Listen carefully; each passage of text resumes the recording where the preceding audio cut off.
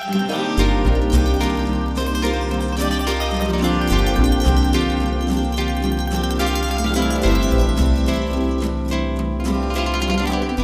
evening. Our community is rich with stories that reflect our culture, our history, and traditions that define who we are today. Welcome to Voices and Stories, Tales from a Diverse Community, brought to you by the Centerville-Washington Diversity Council. Tonight is about opening your mind to stories that come from right here in your backyard.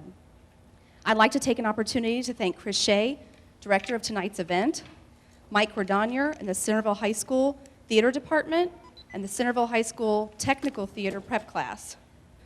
I hope that you are intrigued by the stories your neighbors have chosen to share with you tonight, and that you leave tonight with a renewed appreciation of the art of storytelling.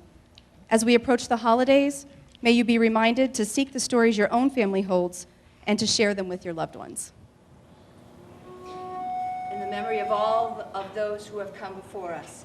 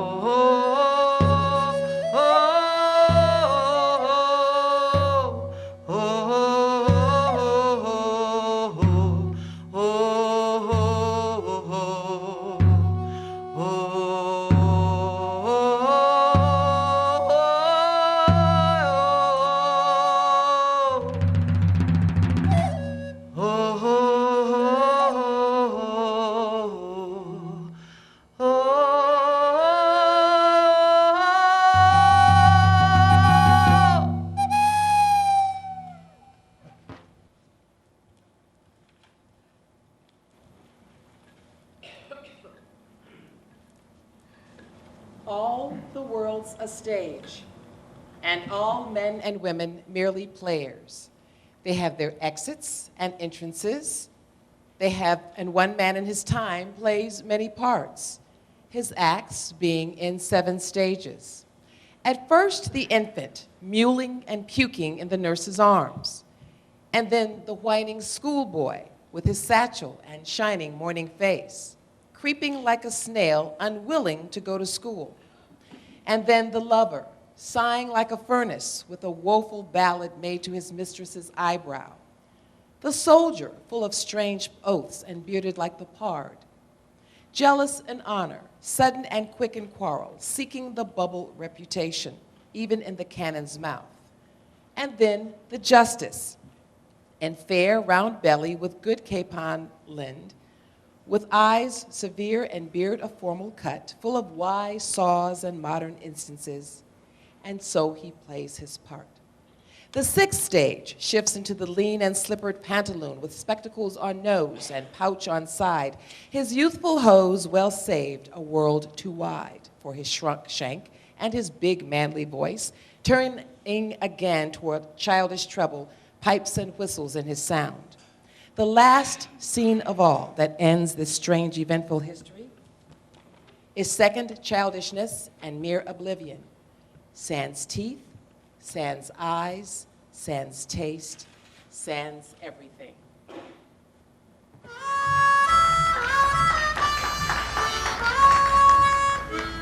Childhood adventure.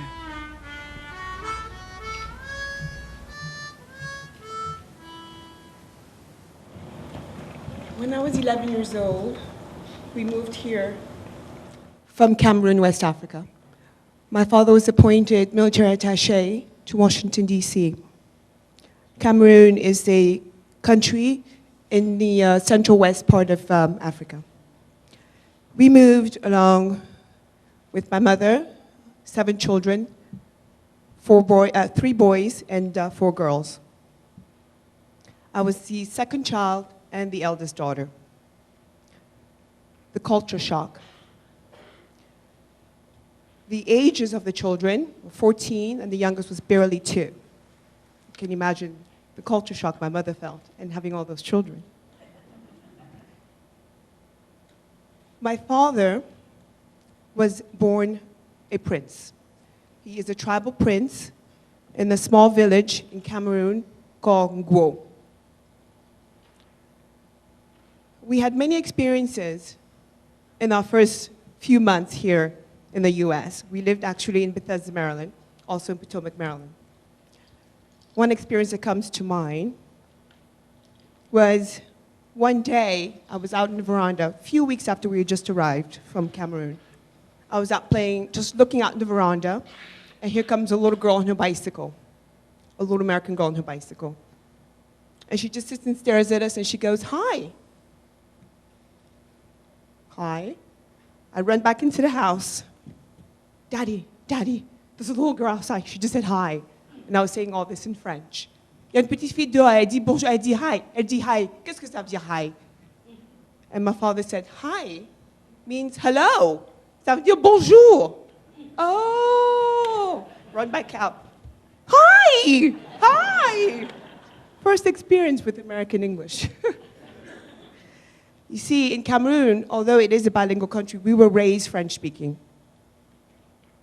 And we did go to a French international school in Maryland. So during the day, it was all French. And in the afternoons, when we got home, the neighborhood and all that, playing with the children, we spoke English. Well, we had to. We learned to speak English. A few years after we arrived, my grandfather passed away. So that would make my father the new chief, a reluctant chief, for that matter. He's had his career here in Washington, D.C., and he wasn't sure what he would do being a traditional chief in West African country, Ngwo, his country. So the tradition is, when the chief passes away, in a short period of time, he needs to be buried. So my father flew out. It was summer. And we were to follow later. So we did. He arrived safely, and we did follow later. Understand that the journey to Cameroon and to the particular village that we're from, it's a tough one. Especially in the summertime here, it is raining season over there. The roads are impassable. You need trucks, SUVs, etc. When we arrived to Cameroon, we arrived to the capital city of Yaoundé, you have to get into the interior because it's not in big cities, so you have to get into the interior. Imagine you're in New York, you're trying to get to West Virginia, and there are no roads. So that's basically how it was in the summertime, raining season. So we would go through, when we land in the airport, we have a military drivers, military trucks. So my father was a military attaché. So we had that at our disposal, and people to help us with traveling, and driving, and getting to where we needed to go safely. We'd get to a river. There's a particular bridge, and we still talk about it until today, where it always washes off during rainy season. Always washes off. And this particular trip, of course, obviously, it washed off. You know, the rain all over the bridge. So they had laid 2 planks, boards, for people to walk over. Imagine 7 children. Now we're totally American. Don't look down! Walking over and looking at each other going, oh my goodness, can you believe it? So, after arriving to the village, the excitement, all the villagers ran to see the little prince and princesses from America. It was wonderful. The children and the villagers were dressed in traditional gowns. And here we came in Benetton, all white, short skirts, white t-shirt Benetton. And we're going, what on earth were we thinking? But we quickly learned never to wear white again raining season in Africa. Never. So the ceremony for my father's coronation as chief of Ngwo was an interesting one. It was enlightening, full of tradition. One of the ones we witnessed that was very touching was when 3 days after my father arrived, a day after we got there were noises. I remember I was in the room with my youngest brother. And I think one of my sisters also was in the room with us. We're all sleeping on one bed. And then the others were in another room. In the middle of the night, you hear noises, dogs barking, a lot of noises outside, you know? And it's pitch dark. There's no electricity, so it's pitch dark. So you're wondering, as children, crawling out of bed, okay, what's the noise? What is the noise? What is the noise around the house? People talking, whispering, and then footsteps. Just going around the building. My little brother, peeks out, he goes, Hélène, I gotta go back to sleep. I'll get it. So I went and tip-tapped on my dad's door. There were people in the room. He went like that. He came and said, just get back in the bed and go to sleep. So the following day, I was curious. I said, okay, I'm a big girl. What was going on in there? So he said, you know what, Hélène? It's tradition. The 3rd day after the new chief arrives, the old chief comes and speaks to him, to part with him wisdom, to give him information, how to go by becoming a good chief. So I looked at him and I said, wow. Wow. Did I understand that as a teenager? I kind of did. I thought that was very interesting.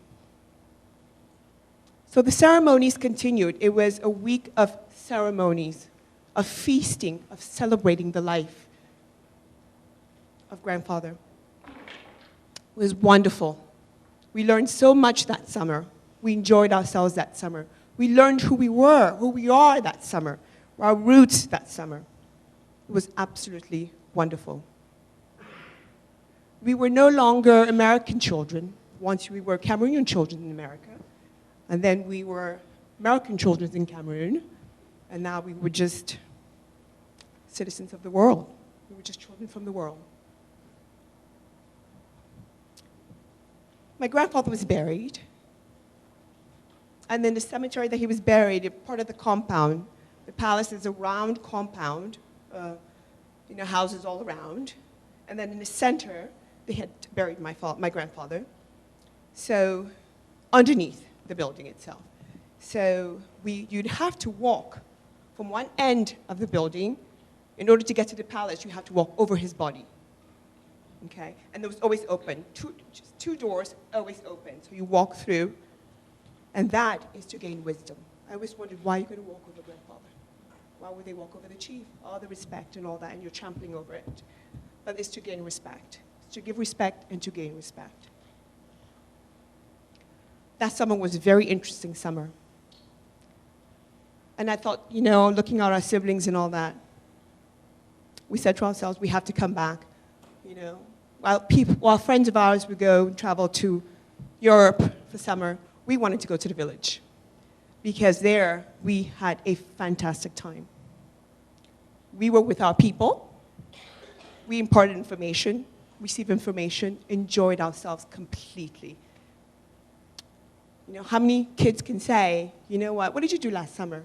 Me, I became a princess. Can you believe it? A tribal princess. Thank you very much.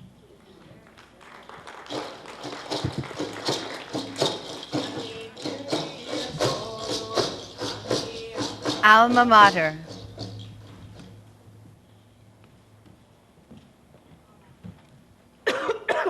We are the class of 2011. Hello, everybody.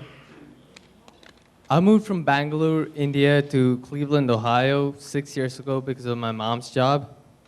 Bangalore was a beautiful place. It had the perfect weather all year round, around 70 degrees.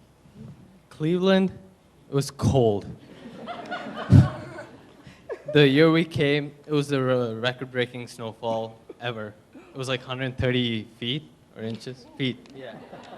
So anyways, even with that record-breaking snowfall, I never once regretted my decision to come here. I miss all the stuff in Bangalore.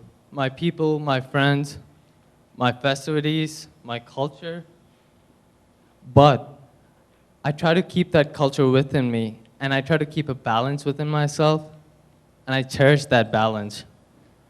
Everywhere I go, I have two viewpoints to look at each other, and that kind of defines my life.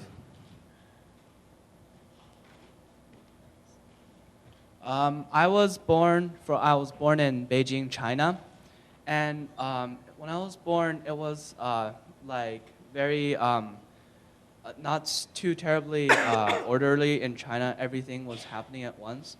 So at that time, my parents, they tried to pursue higher education over in the Western countries.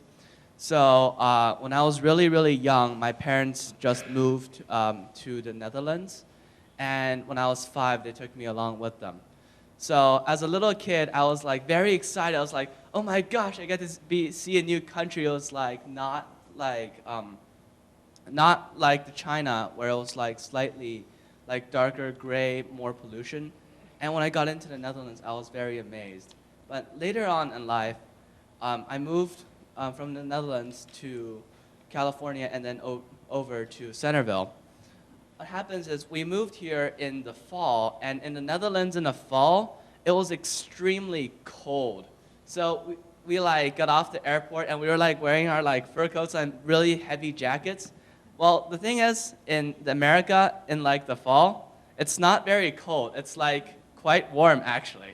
So when we stepped off and we got out from the airport, people started looking at us weirdly, and it's like, who are these people? And people would like go up to me and it's like, hi, and we would be like scared and we'd be like, oh my gosh, what are you doing? So, but over these years, I've lived in China, the Netherlands, and America. And so I have like the very unique experience of having 3 different cultures inside of me. And whenever I like think of something, I would like think of it like see it in all 3 perspectives, not just one. Hi, I came here from Fukuoka, Japan 5 years ago. My hometown is really hot and I'm far away from Tokyo. So don't ask me about Tokyo. Actually, I've been there like twice. So I don't know anything about Tokyo. Yeah, I came here because of my dad's job. And I was so excited to come here because I always dreamed study films and theater in America since I was 10. When I first moved here, I was appalled by the lack of communication between the 2 cultures. I'm not just talking about language. Language is made of words and sentences. And in India, we had learned English, but not as extensive as here. but we knew words, we knew sentences. I'm talking about more like attitudes and body languages. So when I moved here, when people asked me what's up, I had no idea. I was like, hey mom, some guy asked me what's up. She's like, oh, what'd you say? I don't know. I don't know what to say. And also, my mom, she had lived her life at least 40 years in India, and she was pretty attached to India. So when she came here, it was a bigger culture shock for her than for me. I had to take care of my mom and my sister, like teach them new stuff, like going to a grocery store. It was completely different than in India. In India, the milkman comes to you, which was cool. And in America, you go to a grocery store, you look at stuff, you choose, and you go to a checkout, and you buy it. That was completely different. So like when we went to grocery stores, we always went together. That was the most amazing thing. Like moving here, it kind of made our personal identities closer to each other. But I did lack communication outside, like my social identity. So like when I first came here, I joined cross country. And my aunt was a runner, so that was one of the reasons why I joined cross country. It actually exposed me to this culture more than possible. I mean, like when you're running for a long time and it's boring. And when there's a person running next to you, you just start a conversation. Hey. So like that kind of built into me, like I became more I was more comfortable interacting with people. So one day, I brought a friend over when we were playing video games. And my mom comes in and I start talking to her. I didn't know I was talking a different language. Like with my mom, when I see her, I just talk to her. It's an instinct. So when my friend asked me, what language was that? I'm like, what? I did not realize I had changed the whole language. And when I did realize it, I mean, it kind of became that was the point where my social identity came with my personal identity. And it kind of looked cool. I mean, I could talk two languages without knowing. And also another thing about that though, it feels different when we talk English at home. Like when me and my mom are outside and we talk English, we're like, yeah, that's fine. But like at home, it's different. So like, if I go home and my mom starts talking to me in English, I feel like she's gonna tell me that I'm grounded. Because there is no word in any Indian language for grounded. So I'm always scared when she talks to me in English. But other than that, I cherish my two identities though. I like to refer to them as different identities. But within me, they're one. And they show me different viewpoints in life as I go through it. And that kind of balance, like, there's a festival coming up. Do you guys know Diwali? Like, yeah, it's a big Indian festival. Like, we have pujas going on right now in our house and stuff. And I cherish that. I love that I have my culture, and I love that I have my other identity, social identity, that I can interact with different types of people. And I cherish that flexibility that I have. Thank you. When I first came to the United States after coming from the Netherlands, I also had like this incredible language barrier. And when we were like young, like at least my mom knew some English, but then I ended up not knowing anything. So I ended up just walking around and asking my mommy, it's like, what does that say? And she's like, that says stop, dear. It was like, now I think of it like kind of funny, but at that point I seriously had no idea what was happening. All I know is that when we go home, we still cherish many of our normal Chinese traditions. And one of those traditions that many people, my friends, they don't really know about is that whenever it's the birthday of any of our family members, like extended or not, or it's like anyone that's like remotely related to us in any way, sort of, we would have this like planned out course where every day on someone's birthday at breakfast, we would have a hard-boiled egg, which would symbolize for roundness and like completion of a year. And then we would also have an apple and a peach, where an apple is to symbolize for peacefulness, because in Chinese, apple is 苹果, and 平, it means like peace and harmony, kind of. And we also have a peach, which is from Chinese folklore, kind of like a fruit that makes one live longer, sort of. So it's kind of like a tradition. And also at dinner, we would also try to find the longest noodles we can find. So like every time before we know someone's birthday, we would go out and we'd have a competition to see who could find the longest noodles at any store. It's pretty epic. We just go to different stores and we pick out noodles, and then that night we would eat the noodles. But it's always with the same dressings and sauce. So what happens in July when we have pretty much 4 of our family's birthdays, me, my dad, my grandma, and my uncle, it's pretty much back to back. So we don't really, and because of our tradition, we have to eat the same thing during everyone's birthday. So the food quickly gets not as tasty, because every morning you'd wake up, you eat the same thing, and then you go through the day, celebrate, get presents, and then at the end, you just eat the noodles again. So it's like, it gets, even though the food, it might not be as tasty as the first time you eat it, it's still like this really cultural experience. And it feels like even though most of my family members, they're living in China, I can feel like a connection with them. Even though we're just talking through Skype, when eating these foods that we know everyone in our family is eating at the same time, you kind of like feel this bond between you and your family members. Many of my friends, they just still have trouble believing, like, I'm Asian and I'm in Ohio, but like none of us believe I'm Dutch. And we do maintain some of our Dutch cultures, kind of like during Christmas on December 5th, there's St. Nicholas Tag, so we get more presents as us children. So that's always a sweet thing. But yeah, it's like whenever I go meet someone, it's like, hi, I'm a Chinese Dutchman who's living in Ohio. We still have like, it's the face, the expression on our face, it's pretty nice.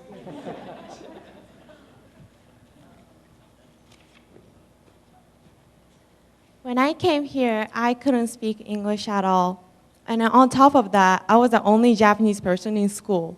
So there was no helper. And I was so terrified because I couldn't talk to anyone.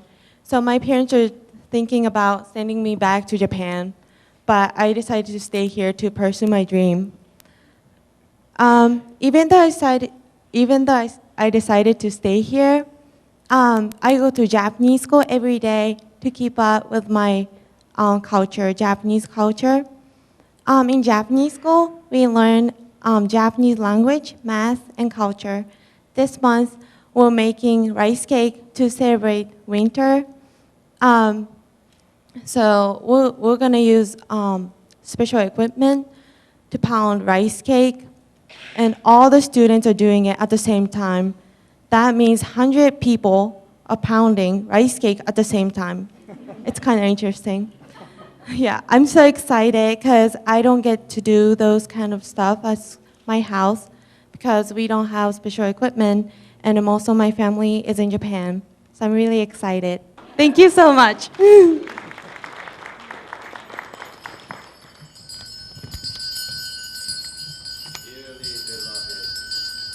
Wedding bells.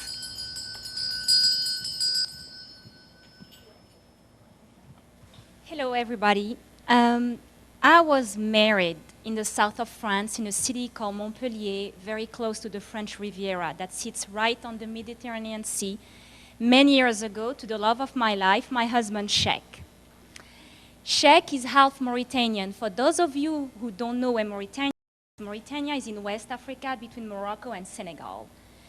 And that country has always been and is still very close to my heart because I did grow up there until I was about 18 years old.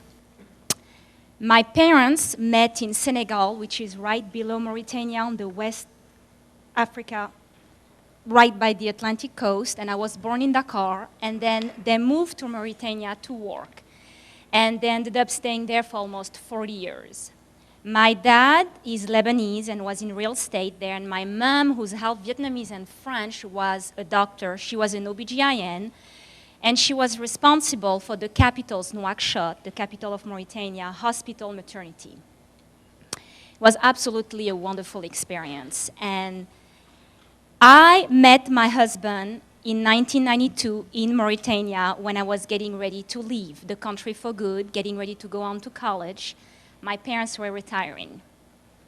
And the funny thing about our connection, that was not really our first meeting. His parents, who still live in Mauritania, his mom is Danish, she's an artist, so it's all over the place. We are pretty much the United Nations. And his dad, who's Mauritanian, is a very important political figure there. His older brother actually was the first president of Mauritania. And he's been leading the opposition party for many years to pretty much help out the needy, the people out there. That was his mission. And actually, his parents met me for the first time when I was 9 months old in my parents' arms at a party. And there I am meeting their son many years later. So we met, nothing happened. I went on to France, went out to college, had fun, and then I decided to do my master. I needed to speak English for that. You take English as a second language in France, but that doesn't mean you can speak it. So I ended up coming to the States for the first time in Chicago, where I was an au pair or nanny for 1 year, and I lived with a wonderful host family. And my husband-to-be happened to be in Dayton, Ohio. That's how I ended up in Dayton, Ohio. Everybody keeps asking me, the south of France, Mauritania, what are you doing here? Well, he brought me here. He happened to be at Rice State University doing his master in finance. I'm like, okay, so then we reconnected. I came here, we started dating, ended up living with him for many years, went to Rice State, did my bachelor, my master, and then we decided to get married. We got married in the south of France, which is actually my hometown now. That's why my parents live, because as a child, while I was growing up, we used to go to the south of France every summer on vacation to visit my mom's parents. And it was absolutely wonderful, wonderful childhood memories. And I can tell you that our wedding was nothing traditional. It was really a melting pot. We had so many different nationalities. Even the priest couldn't believe it.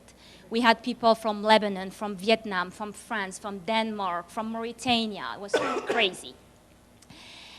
And what I tried to do during that wedding was not only to do the traditional wedding dress and walking down the aisle with my dad, because that was also a dream as a little girl, but also to be able to celebrate my husband's heritage and my childhood memories, since I was so fond of Mauritania. And I was able to do that by doing a second wedding ceremony, by doing the Mauritanian ceremony, which is very different from the one that you see here and in Europe.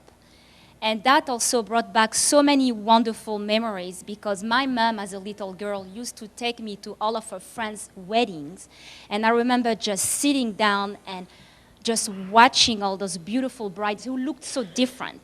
They were wearing that black veil, you couldn't see their face, and they had gold threads in their hair, they had henna drawing on their hands, they had all kinds of jewels, and they were making those crazy sounds. And just the feast and the ceremony would go on for days and days. And my childhood friends from Mauritania had so much fun dressing me up for that wedding. I was pretty much their doll. And I had so much fun doing that, because he not only allowed me to show my love to my husband, but to also celebrate a country that I loved so much, Mauritania, and that I missed so much. That was pretty interesting, because when we decided to get married and after we did all the wedding ceremony, I thought about something that my mom's best friend, who's actually also in Mauritania, told her the day we left the country for good. We were at the airport, and I will always remember that. She told me that I should never marry anybody but someone from Mauritania, because I belong to that country. I lived there for 18 years, and she couldn't see me with a French guy. He would not understand where I was coming from, everything that I lived, and she was so right. And at the end of the day, I kept telling myself, I think that was really meant to be. It sounds kind of cheesy, but I think it was. There I am, his parents meeting me for the first time when I was 9 months old. That's kind of scary too. And then me meeting him many years later, and he also happened, I forgot to tell you, to be a very good friend of my big brother. So all those connections. Then I left him in Mauritania, went on to do my own things, met him again in Dayton, Ohio, and we got married in the south of France. And I can tell you that being married to him is not only a blessing, but it's also a way for me to experience, relive everything that I lived in that country for 18 years on a daily basis. Through his culture, through his friends. We have so many friends in common. Every time we talk about something back home, and when I say back home, I don't think of home as France, but Mauritania. I'm like, oh, do you remember I used to go there? Oh, do you remember that person? Oh my God, we used to stop by that place and drink some Coke. Coke, it's Coca-Cola. And that was a big deal for us back then. And it's so funny just to remember all those wonderful memories that I can only cherish with him, because I don't think that anybody else would understand what I'm talking about but him. And so that's my story. Thank you.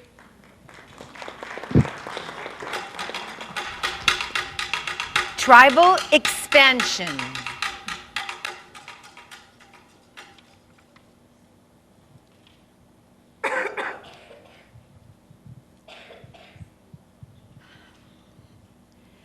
In a small village in south of India, there was a spiritual school, and we call it Gurukul. And there was a group of young men who had come to a very old wise man to learn about the spiritual life and God and universe and the mystery. So one day, a young man asked his guru, Guruji, if you say that there is only one God, then how come all these different nations have different representation of that God? And not only that, we are quarreling about the gods. So could you please clarify to us what is God about? So Guru says, before I can teach you about God, I would like to talk to you about an animal. So he takes all his students to a meadow and asks them to make a circle. Then he puts a blindfold on them. And then he brings a big, huge elephant and puts him in the middle of the circle. He instructs his students and disciples that do not move from your position, reach out and touch this animal, because later you will be describing it to us. They all reached out and touched the animal from where they were standing. And then the animal was removed, blindfolds were removed, and each one had to describe that animal. One said, it's like a pillar. The second one next to him says, no, it's like a big drum. The person next to him says, it couldn't be that, it's like a little whip. So each one described the animal in all different forms, and so much so that at some point they started arguing a little bit about that. So the Guru says to them, bring the elephant back here. They put the elephant there, and then he says to them that standing in your own position, when you reached out to touch an animal, you all experienced it as a different way. The animal is all that you experienced and much more that you couldn't experience. Now, if that is true of one animal, the God, the entity, is so vast that we all nations are standing and holding their own positions and experiencing God in their own way. It has to be different for each one, and each one will have to be having a different representation. But it's not all that, it's much more than what we can experience. This story was told to a young girl in India by her mother, because the young girl, noticing all the riots that were resulting in the city because of different faiths, reading about it in the newspaper, she asked the mother the same question. If all gods are one, then why are these riots in our city? And this mother, in a very simple way, brought this truth to this girl. Now this girl grows up, packs up a suitcase full of Indian clothes, $12 in exchange, gets on a plane, and comes to America. She grows up here. She was about 22 then. Then she starts a life here, gets married, has 2 daughters. Now her biggest responsibility, she felt, was, how do I bring my culture and my spirituality to my daughters? And after search, and there was no other method or no other exposure of Indian culture like temples or community at that time. It was a very small community of Indians. Though we loved this nation and we loved America and we loved what it stands for and brings to us and enriches our life, the mother still wanted to share the culture with her daughter. So, searching her soul, she realized the best way to do that is storytelling. The story that she had heard endlessly from her mother as she was growing up. So she began to tell stories to her own 2 daughters so that to simplify the culture, to simplify the concepts of spirituality, such simple stories came in handy. Now the daughters are 31 and 26 years old, and the mother of these 2 daughters is sitting right here. That's me. So, and not only that, I think I have found that telling stories, not just to my 2 daughters and their friends when they came over to spend night at my home, I have been a teacher of young children for 26 years now in Dayton. And my 2 students are sitting right there. And parent of my 2 students is sitting right there too. So in my teaching years, I also realized to bring a profound truth to young people's mind, the best tool I have is stories. Mr. Preston will tell you how many stories does Miss Asha say them in the class. So I say a lot of stories, and I feel in this way, the stories that my simple, kind mother shared with me to bring some good truths to my understanding have become like an expansion of tribe for me, because now I'm spreading them out to so many children. So I would like to end this opportunity that you have given me to speak to you all by one last story. The same Guruji, the wise man, took all his disciples to a little riverbed to have a little splash in the hot weather of India. While the students were splashing in the water, the Guru was sitting on a big rock and meditating. And lo behold, a little scorpion walks on the rock. Now the scorpion is a land scorpion. He slips and he falls in the shallow water near the Guru's feet. Guru looks at this scorpion in the water. Scorpion is drowning. So the Guru puts his hand in the water, picks up the scorpion. But as long as Guru's hand is under the water, the scorpion clings to the fingers. As soon as the hand came out of the water, the scorpion stung the finger. Guru dropped the scorpion. Scorpion fell again in the water and began to drown. The students are watching now. They stopped splashing and they are watching their teacher. The Guru looks at his finger, looks at the scorpion, puts his hand again, picks up the scorpion. As soon as his hand comes out of the water, scorpion stings. He drops the scorpion in the water again. Now the finger is bleeding. The students are watching, and Guru is thinking, And he puts his finger again in the water. And now, before his hand can come out of the water, he flings the scorpion. The scorpion falls on the rock and walks away.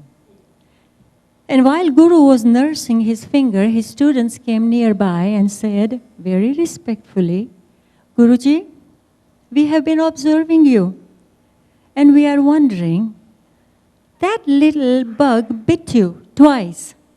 Why would you reach in and help him again?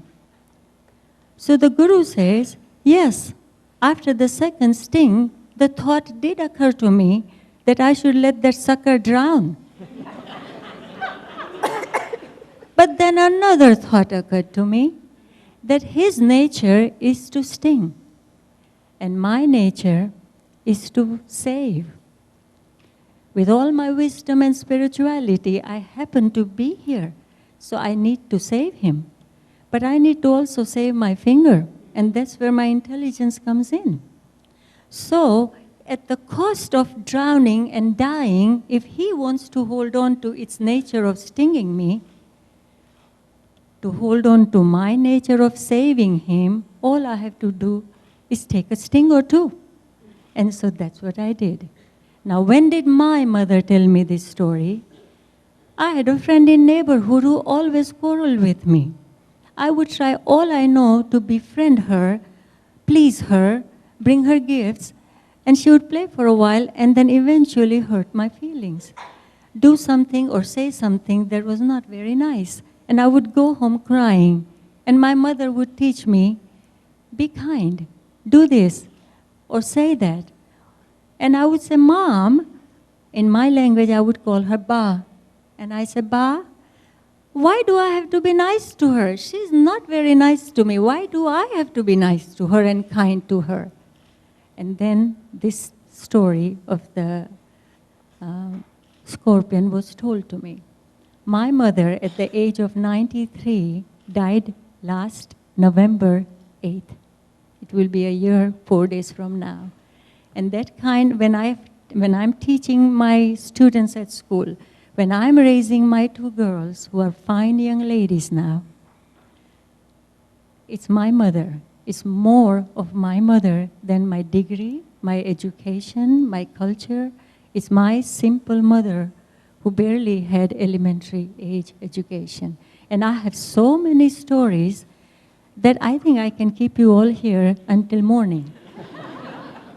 Thank you.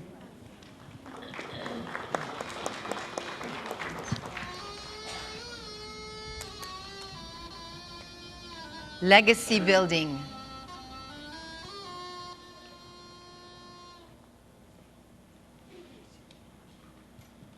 We opened our restaurant in 1978, 32 years ago, when I was coming out of college, deciding what to do, deciding where my passion was. I was invited to participate in this journey. My father, Herman, my mother, Gloria. Originally from Colombia, South America, we all came in 1966 to Dayton, Ohio. Again, the question, why Dayton, Ohio?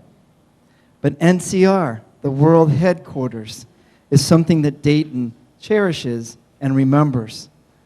And so my father was transferred here. It was to be for 5 years, and it was to be an opportunity for my brother, Herman, my sister, Marie, and I, the middle child, to be able to learn about other cultures, another language, being able to be put into school, and 3 months later, we were fluent in English. Children are sponges. Children are able to adapt quickly and be able to keep a sense of learning constantly. But the difficult part was not to forget our culture, not to forget our language and what we represented as a family. 5 of us moved here, and again, to the Midwest. Dayton at that time, very blue collar, not a lot of international. I was the little brown boy in school. And yet I was never embarrassed, nor in any way less than any other children. And the reason why was because my parents made that feel as that was a very unique part that I will always carry. So as we were in Dayton, we were then permanently here. They wanted my father to stay permanently here in the U.S., and thus our business and our legacy began. In 1978, my father, which is a dreamer, a person that sees opportunity in everything, said, let's buy this failing pizza business in West Carrollton, Ohio. And we all look at each other and thinking, okay, we weren't raised on pizza. We weren't raised on hamburgers. Now what do we do? So my mother, of course, his dance partner in life, agreed with him. Us children, not so much. But I said, I'll give it 6 months. I'll come. I'll help out. College isn't really doing me anything at this point, so I will participate. So my mother and I are the only 2 employees. No business, pizza, and just the dream of my father talking about ethnic food, about cultural food, about tapas, about a wonderful recipe that he remembers in Colombia, a marinated chicken and herbs and seasonings and spices. So thus, we started experimenting. Somehow, my mother and I would be there during the day. My father would come back because he was still in NCR, and he would come to do the second shift, if you will. We had a little cot in a back room where we would take turns taking our siestas so that we 3 would be able to do this dream, this opportunity. My little sister Marie was still in school, so she was not as involved at that time. My older brother was in Columbus, but he wasn't sure about coming home. He thought, maybe they'll get me roped into this as well. I'm going to watch the middle child and see what happens. Well, he came home. And thus, the small little pizza business then started blossoming. And next door to us was an open building, a pet store that was there once. My father would look at the window and look inside and said, this is vacant. This is an opportunity for us. So thus, we broke a wall, we opened up that area, and Pizza Queen kept going. And yet, to our demise, we knew that there were other Hispanics within the Dayton area. Of course there is. And we started serving some of our favorite dishes. Some of our dishes, of course, that consist of rice and beans and plantains and yuca and even lechon. Yes, a wonderful roast pig with the head and the little ears and everything. But that was part of our culture. So we started doing this Superman and Clark Kent identity out of this restaurant.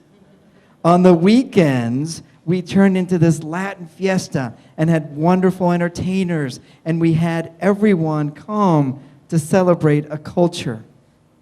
And then during the week, we went back to pizza. Well, someone heard about this dynamic duo that was happening in West Carrollton, Ohio. And that was a restaurant critic, Ann Heller. Some of you maybe remember Ann, an institution to Dayton, Ohio.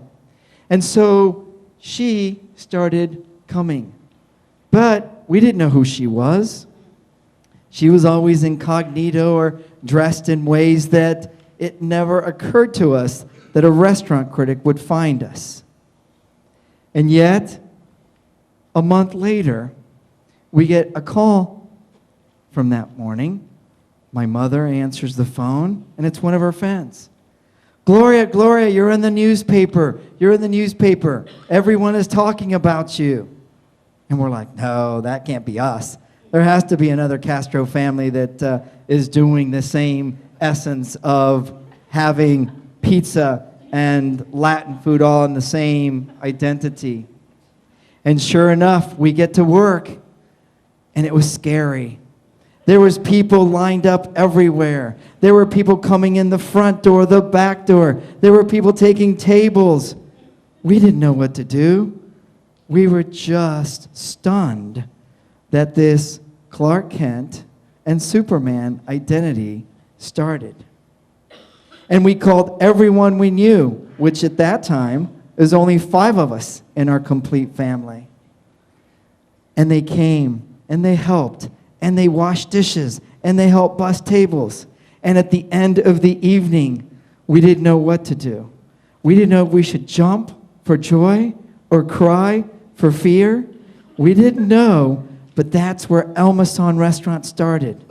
That single night, that single day was the true essence that needed to catapult us to what we are today. And as we continued to grow, and as we continued to share our culture, there was things that we would not take light of. And that was how it all started, how we wanted to share our culture to others as a family. That we wanted to bring in what we did and share it with others. So our second expansion was in late 1990s, where we bought 3 adjoining buildings that no one really cared about. We come from a culture that we take opportunity, and we take that opportunity to build dreams. So an old barber shop and a biker bar on the other end. And these were others that didn't see us as having any potential to be in business for more than a couple years. But we were the little train that could. We were the si se puede before, yes, we can. And as we continued to go forth, we knew that this endeavor would surely be the right way to go. Again, as my father leading us, my sister now involved in the business, my brother also involved in the business, this wonderful venture came to light. And we took those 3 buildings and connected them. We rebuilt them. We gave them new life. And all that was around us, Woody's, a story within itself, Robert's, the big furniture icon, all these others that were around us became dinosaurs. They stopped evolving. They stopped dreaming. They stopped with that passion that my parents put into us. And words aren't always loud enough to understand the experience of what it is to have a legacy. But as we continued, then the next expansion came to be. And that was just 8 years ago. In that, we built a whole conference wing, added a new patio, and even the enclosed solarium that we have now was a Frank's nursery top. My father looked at that and he says, we're going to do something with that. He brought it in. Even the city didn't know what to do with it. They didn't know how to put a permit on it. They didn't know how to classify it as an establishment. And if some of you have been to El Mason, that is the heart of the whole restaurant. This wonderful oasis of a waterfall and passion fruit growing and wonderful climate all year long. But nobody saw that except them. And as we built the last edition, the conference room, the conference area. It brought our restaurant to over 450 seats. Here in West Carrollton, an ethnic restaurant that built by a family that came here with only dreams and the ability to pursue a life. Many people say, oh, you're so lucky. But luck is only for those that continue to work at it, because that equates to success. And as we've now employ over 50 staff, we do not hire staff. We adapt them as family. We get them involved in our own sense. And even to today, now we're taking customers on trips. We just came back with a group of 40 customers that wanted to be part of the culture, wanted to grow about themselves and put themselves in the real deal.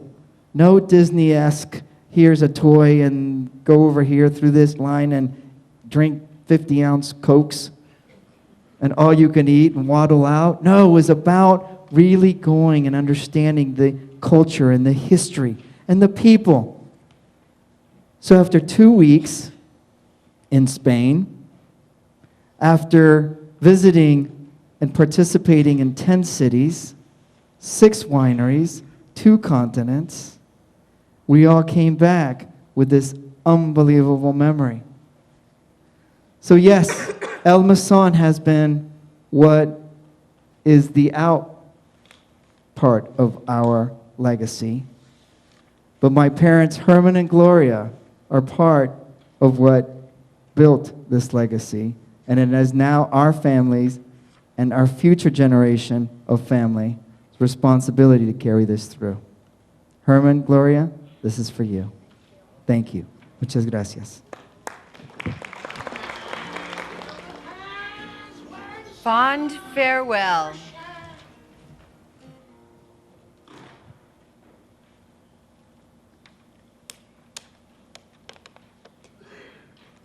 Imagine that you are sitting on the front porch of an old mountain cabin. The day's work is done.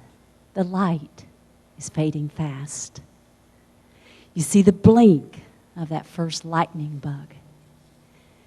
You hear the sounds of the night, the chirp of the cricket, the hoot of the owl, the gurgling mountain stream.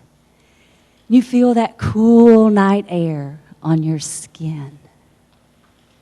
And you smell the smoke drifting from the fireplace out on the porch. And suddenly, the peacefulness of that night is shattered. The rest of your family joins you on the porch. You know soon the musical instruments will be coming out, and there will be a night of picking and grinning.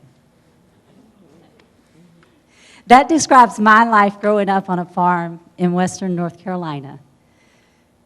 It was a lot of hard work, but we also played hard. Now, we didn't have iPods like you. We didn't have the internet. And when I was little, we didn't even have a TV. But guess what we did have? We had a radio. And to us, it was magic. Voices and music coming out of a box. But the real fun began when Daddy picked up that old guitar and started strumming it. Mother started plucking those banjo strings, and all the kids sang along. Growing up on that farm in western North Carolina in the Appalachian Mountains gave me a foundation for life and shaped my life and made me who I am. My mother had the patience of Job. She taught us all to play musical instruments, teaching me to play the guitar. We all played together to learn better because we wanted to be part of that family band. Daddy sang songs as he worked in the field. Mother sang as she worked around the house. She sang as she cooked our meals. And we all sang along because we wanted to learn those songs. Growing up on that farm helped make us all better people. But our lives changed drastically when Daddy went to heaven. He had been sick for many years. Mother took care of him. She nursed him. And she told us that he had gone to a better place. So she became our rock during that time. And she said, he's not suffering anymore. But then we got to see a different side of Mother, the public side. Mother joined the family band. And guess what? She became the star. She blossomed just like those flowers in her garden, singing her old mountain songs, playing her banjo, sharing herself with everybody. One person said, I've never seen a happier person than Mary Jane Queen, whose laughter welcomes everybody into her world. So she became known for that laughter and her talents and her love of other people. She welcomed people from all over the world who wanted to hear her music and write her story. They came from England, from Holland, from Japan, from many parts of the United States. And they left, taking a piece of Mother and her world with them. And we learned it's not the material things that are important. It's what we give to other people. At age 93, Mother was a walking history book of her heritage. She was asked to be in a documentary to preserve the mountain language of Western North Carolina. We are losing that language as we lose our elders. When they were filming the documentary, the director decided we are also losing the Appalachian family way of life. So they decided to do a documentary about our family. And it was shown nationwide on public television in 2006. We were all so proud, especially Mother. But Mother just lived a simple life. Her life was different from my life growing up. My life is different from the children's lives growing up in the mountains today. But life is ever changing. It's never static. Mother's life was simple. She enjoyed her flowers, her vegetable garden, her music. She shared that with everyone and taught me to enjoy every day as it is given to us. Somebody asked her once if she needed an audience to sing, and she said, why no, I'm just like a bird. I just sing anywhere and anytime I please. If there's somebody there to hear me, that's fine, and if not, that's fine too. But her beautiful voice was silenced by cancer in 2007. And she left this world for what she said was a better place. We bid her a fond farewell, but we were overwhelmed by loss. But Mother's wish was that we continue her legacy, share her mountain music, share her heritage. And we gathered strength remembering how strong she was when we lost Daddy. So we continued on. And for all that Mother has given and shared with others, she received the National Heritage Award from the National Endowment of the Arts in 2007. I had the pleasure of spending her last 2 weeks with her. The first day I was there, the phone rang. Mother had a rule. If the phone rang, you answered it. So, of course, I answered that phone. Someone wanted to talk to Mother because she had won an award. I started jumping up and down on the porch. I was so excited. When Mother got off the phone, I said, Mother, why didn't you tell us that we had won the award? She said, well, they told me not to tell anybody. And I said, Mother, I don't think they meant the family. So I encouraged her to share with the others so that she could tell them the wonderful news herself. The reason they did not want others to know was that they did not want the news to get out locally before the announcement was made nationally. And that announcement was made on June 29th, the day that my mother passed away. So that morning, I said to her, Mother, now all the world knows the treasure that we have. And we had talked about the award while I had been there that 2 weeks. And I said, Mother, did the award change you in any way? And she said, no, I'm just me. Another great lesson from Mother. Be yourself and be true to who you are. And that comes through to other people. The family went to Washington, D.C. in September to accept the award. Our only wish was that Mother could have accepted it and we could have been there with her. But we performed her mountain songs for an audience of 2,000, had them laughing, crying, and dancing. So it was a very fun time for us to be proud of our heritage. And Mother's wish was that we carry on that heritage. And I believe that I am doing that today by teaching Appalachian Studies courses at Sinclair Community College. And I believe her family does that by continuing to play her mountain music and share the family heritage with everyone.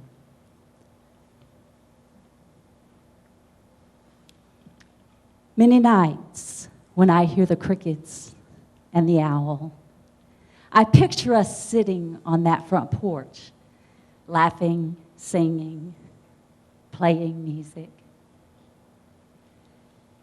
And I know that my life has come full circle, growing up in a loving family, loving what I do, and carrying on Mother's treasures that she passed to me. So we continue on.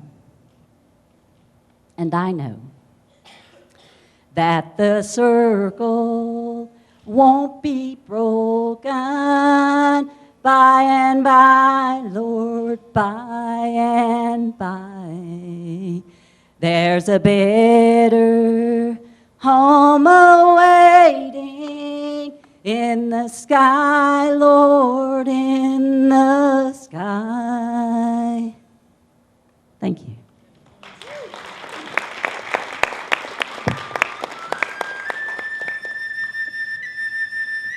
Ancient lessons.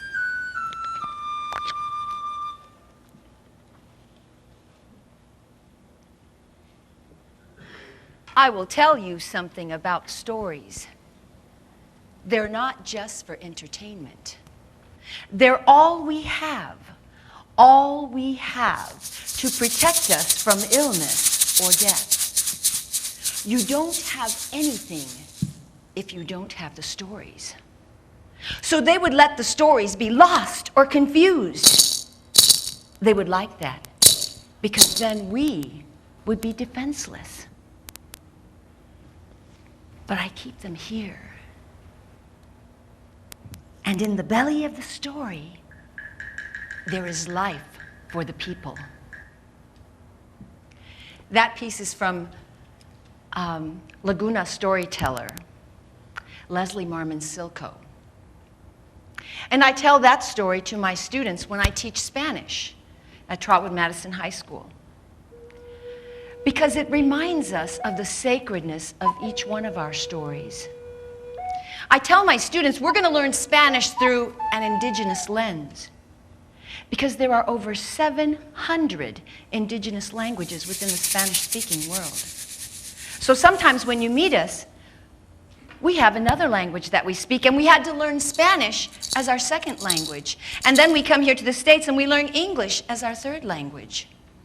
I'm from Puerto Rico. My cultural heritage is Taino Indian, Spanish, and African. Today we want to tell you a story that comes from the Zapotec people of Mexico, also indigenous native peoples of North America. And it's a beautiful story that reminds us of the importance of love and respect. So when I tell this story, there'll be a certain place in the story where you'll see me put my hands together like this, and I would like for you all to do this. Can you try this? Let me hear. Lovely. And then you'll see me do this. And then you'll see me do this. Very good. El día que Lucía Centeno llegó al pueblo, todo el mundo se quedó asombrado. Nadie sabía de dónde venía esa mujer tan hermosa que traía miles de mariposas y una infinidad de flores en sus enaguas. The day that Lucía Centeno came to town, everyone was amazed. No one knew who she was, this beautiful woman who brought thousands of dancing butterflies on her skirts. No one knew who she was, but they knew nothing shined as brightly as Lucía Centeno. With her long dark hair flowing in the wind, it seemed to block out the light of the sun. And the people began to feel afraid of her. Now, in the village, there ran a river, much like the one that is there today. And they say that when Lucía Centeno went to the river to bathe, guess what happened? The water fell in love with her. When Lucía put her hand in the water, it began to rise up out of the riverbed and began to flow through her long, dark hair. Y los peces, the fishes, y las nutrias, the otters, began to play. And she heard the water say, Sister, hermana, we see what is in your heart, tu corazón. We feel what is in your soul, tu alma. Sister, we know you are one with us.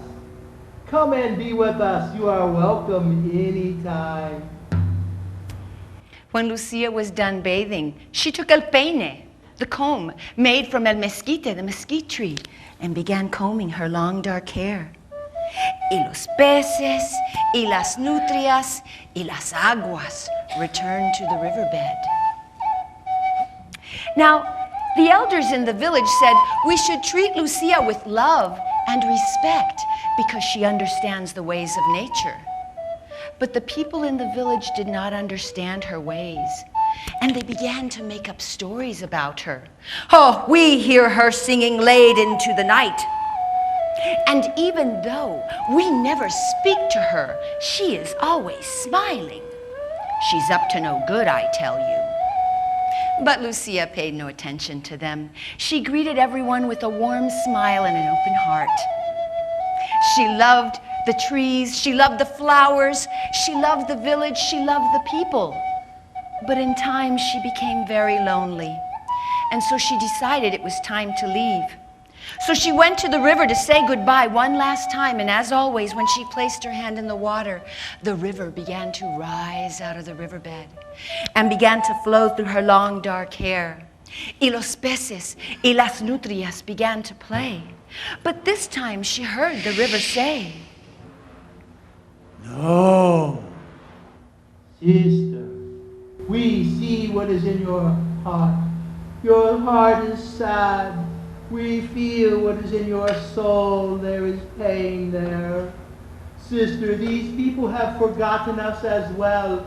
They treat us badly. They never thank us for our gifts.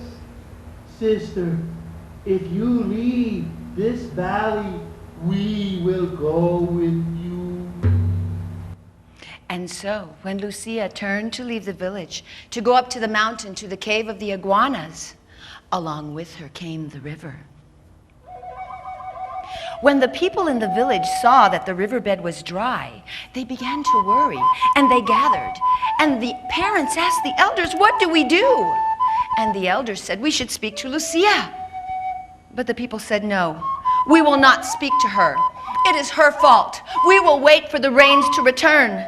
And they waited, and they waited, and they waited. Where there were once beautiful green pastures, the grasses were dying, the flowers were dying, and the children were beginning to thirst. So they gathered in the village again. What do we do? What do we do? And the elders said, we must speak to Lucia now. So the elders took the hands of the children, and the children took the hands of their parents, and together they all went up to the mountain, to the cave of the iguana, and there they found Lucia with her back to the people. Two children came up to Lucia, and they said, Lucia, we need your help. Please come back to the village. Lucia turned to the people. They stood with their heads bowed. Lucia said, just as the water quenches the thirst of all who come to drink, so too must you treat each other with love and respect, amor y respeto. And if you promise to always do this, I will always be with you, and so too will be the waters. The children said, yes, yes, Lucia, we promise to treat each other with love and respect. The parents and the elders, they too said, yes, Lucia, we promise to treat each other with what? Lucia smiled. She took the hands of the children, and the children took the hands of their parents, and the parents took the hands of the elders, and they all started down the mountain. As they made their way back to the village, a very curious thing began to happen. The clouds gathered, and at first, it was the soft, gentle rains of the early spring. And then, as more clouds gathered, it began to pitter-patter, and the children began to laugh as the raindrops kissed their faces. And then the clouds broke loose, and it was a mighty, mighty downpour. And everyone rejoiced to see the river flowing again. When they looked to thank Lucia, they saw that she had disappeared. Oh no! What do we do? They said. The elders said, remember, Lucia said, as long as we treat each other with what? She would always be with us. And do you know, to this day, in that Zapotec village in Mexico, the river runs freely because the people never forgot the lesson of love and respect taught to them by a stranger. Colorín colorado, este cuento se ha acabado. Coloring colorations, the story is now over. Thank you.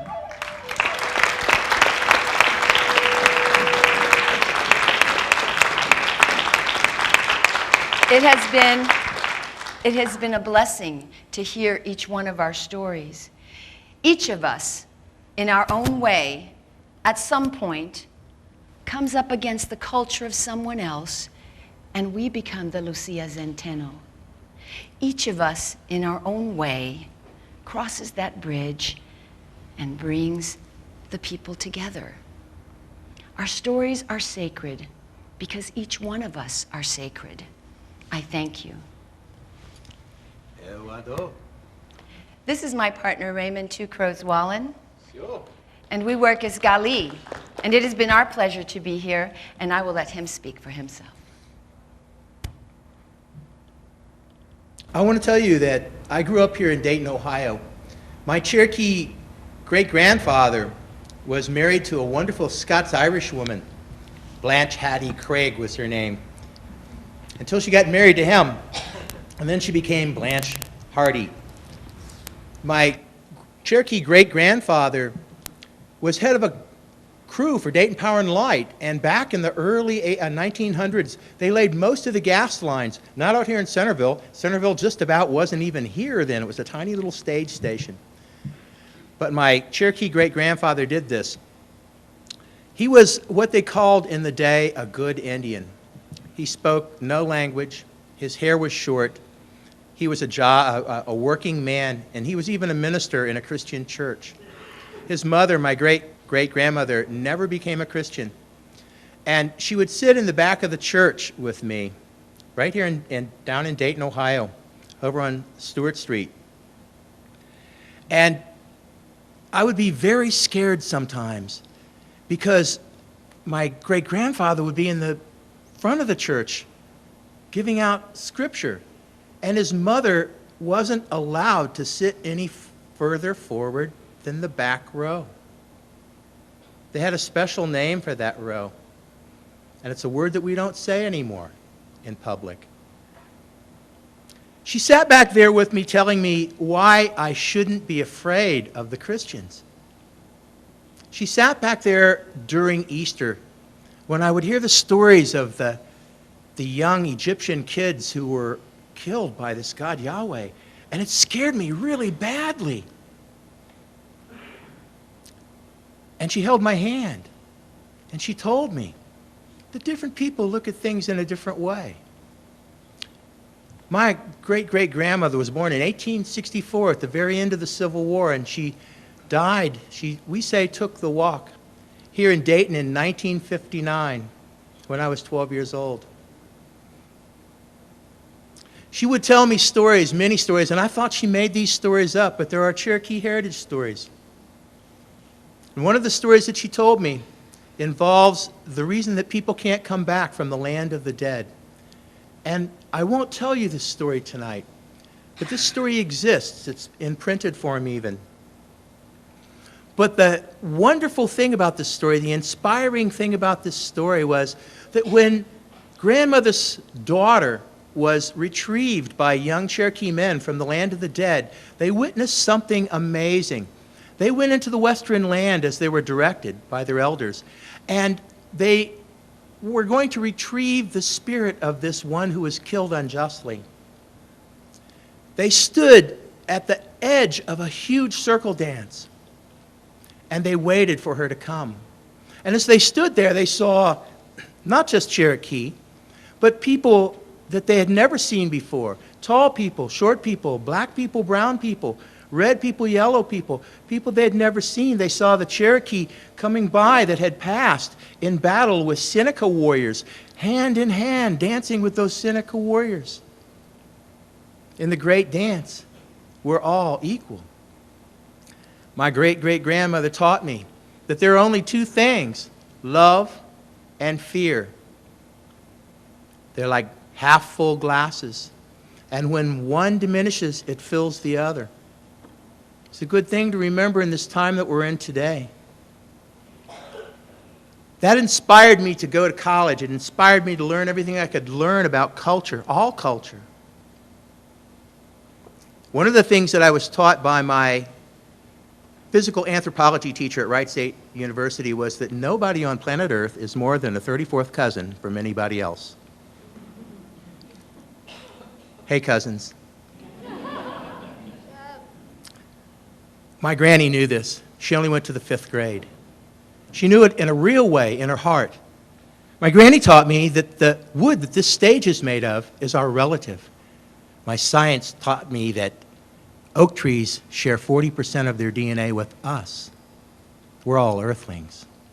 My granny taught me that if somebody comes here from Alpha Centauri 5, they're my relative. All of you are my brothers and sisters, very close relatives. This is a good way to look at the world. This is a good way to look at each other. This is a good way to embrace the new. I want to give you a lesson that my Scots-Irish grandmother, great-grandmother gave me. She gave me this bag in 1971. And this was what was in it. Nothing at all. Nothing at all. Now, there may have been a seed in there now, but there was nothing when she gave it to me. She gave it to me on New Year's because it's an old Scots-Irish custom to give an empty bag. We all need an empty bag at this time of our lives. We all need an empty bag when we listen to each other's stories so that there'll be nothing to inhibit the filling of that bag with the sacredness of what our brothers and sisters have to tell us. We thank you so much for letting us be part of your community here tonight. And I want to say to you, Ewado, this is the formal way of saying thank you in the Cherokee language. Gracias. I did want to tell you that we have some handouts on the table, and they're about the mariposas, butterflies. Butterflies in native tradition are called the spirit keepers because they don't have a voice, and they remind us of our ancestors. This time of year in Mexico, it reminds the people of the celebration that was just on November 1st and 2nd, All Saints' Day, All Souls' Day, or Dia de los Muertos. Thank you so much for allowing us to be a part of the circle.